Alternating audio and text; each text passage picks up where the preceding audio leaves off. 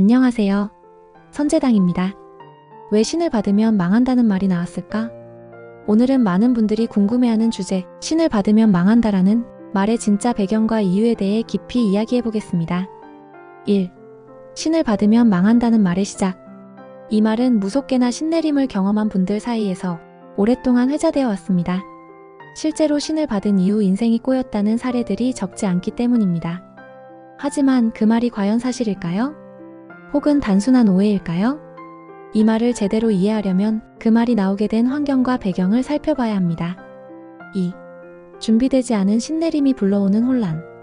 무속인은 신을 받는 것을 내린굿이라 부르며 이 과정은 매우 신성하고도 엄격한 절차를 요구합니다. 하지만 많은 경우 자신의 의지보다 주변의 압력으로 충분한 준비 없이 영적, 심리적 기반이 부족한 상태에서 신을 받는 일이 생깁니다.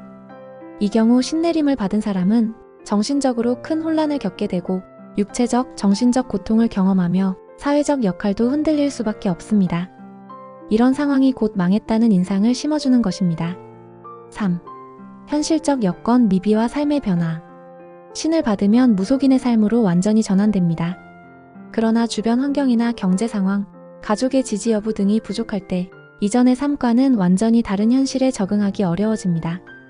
직장을 그만두거나 사회적 역할이 변하면서 소득이 불안정해지고 인간관계가 어긋나거나 가족 간 갈등이 생기기도 합니다. 결국 경제적, 정서적으로 어려워지면서 신을 받아서 망했다는 인식이 강해지는 경우가 많습니다. 4. 신과의 관계 설정 실패. 무속인이 된다는 것은 단순히 신을 받는 일이 아닙니다. 신과 깊은 공생의 관계를 맺어야 하며 신의 뜻을 해석하고 스스로 삶의 주체로서 책임을 지는 자세가 필수적입니다. 하지만 어떤 사람들은 신을 전적으로 의지하거나 신만 바라보는 태도를 취합니다. 이 경우 신과의 관계가 종속이 되어버리고 삶의 주도권을 잃게 되어 결국 무너지기 쉽습니다. 5. 주변인의 부정적 시선과 사회적 편견. 우리 사회에는 무속에 대한 편견과 오해가 아직도 존재합니다.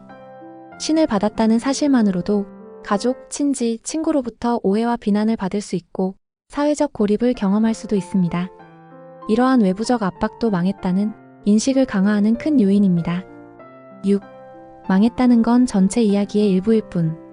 결론적으로 신을 받으면 망한다는 말은 사실 준비 없이 신을 받거나 신과의 관계를 잘 맺지 못했을 때 현실적 어려움이 겹치며 삶이 흔들릴 수 있다는 현실의 경고에 가깝습니다. 하지만 신을 제대로 만나고 삶의 균형을 잡는다면 신은 오히려 인생을 전환하고 새로운 길로 인도하는 큰 축복이 될 수 있다는 점을 꼭 기억해야 합니다. 찾아주신 인연에 감사합니다.